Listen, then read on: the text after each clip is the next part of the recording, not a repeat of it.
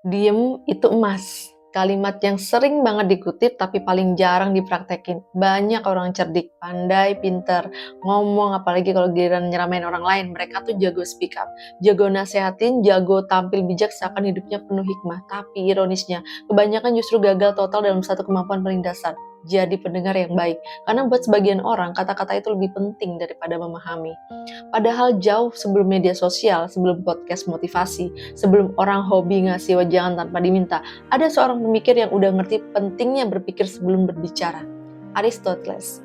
Bayangin, lebih dari 2300 tahun lalu dia udah muter otaknya buat memahami dunia, bukan sekedar memamerkan suara. Lahir di Stagira, muridnya Plato, guru Alexander Agung, kelasnya jelas bukan kelas komentator timeline.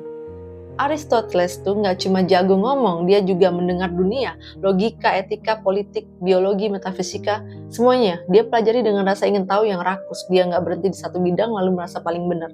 Dia jelajahi semuanya karena dia tahu manusia tuh berkembang kalau dia mau mendengar lebih banyak daripada berbicara.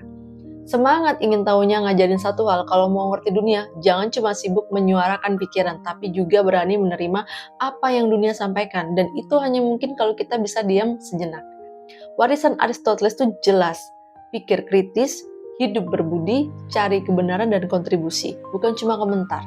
Tapi ya sayangnya, warisan ini cuma berlaku bagi orang yang masih punya tradisi berpikir, yang masih mau menganalisis, menyimak, menata puzzle hidup dengan sabar, bukan bagi mereka yang lebih senang mendengar suara sendiri.